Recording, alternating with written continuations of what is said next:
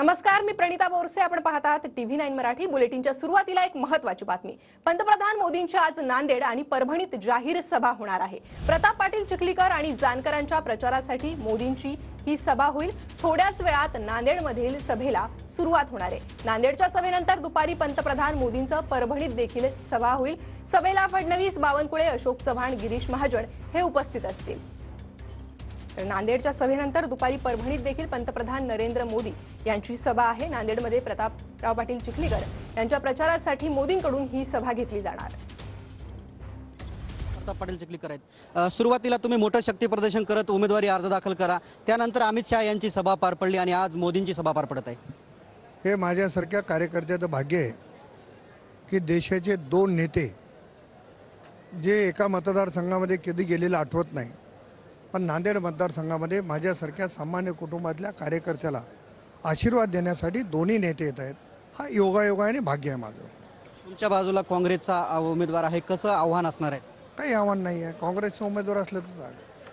काँग्रेसची स्थिती आज देशामध्ये काय आहे? मागच्या पार्लमेंटमध्ये 42 खासदार होते, महाराष्ट्रातून एक होता, आणि आज महाराष्ट्रामध्ये काँग्रेस फक्त 12 जागा लढते. याच्यापेक्षा दुर्दैव दुसरं काय? त्याच्यामुळे 12मध्ये त्यांचा भोपळा फुटणार नाही असं मला खात्री आहे. शेवटचा प्रश्न घेतो. अशोक चव्हाण यांनी प्रताप पाटील चिखलीकर यांना किती फायदा होणार? नक्की फायदा होईल.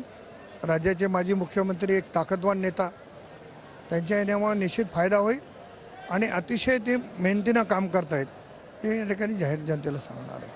कॅमेरामॅन अमित आडीसह मी रमेश चेंडके, TV9 मराठी, मोदी मैदान, नांदेड.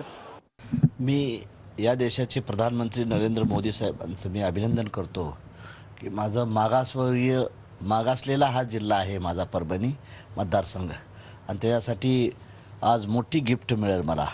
इथल्या जनतेचं हित होण्यासाठीच मी ही इलेक्शन लढत आहे. माझा अजेंडा हा डेव्हलपमेंटचा अजेंडा आहे, आणि हा जगात परभणी, जगात जर्मनी आणि भारतात परभणी एक नंबरला पार्लमेंटरी सीट करण्यासाठीच मी पंतप्रधान महोदयांना मी आज आग्रहाची विनंती करणार आहे.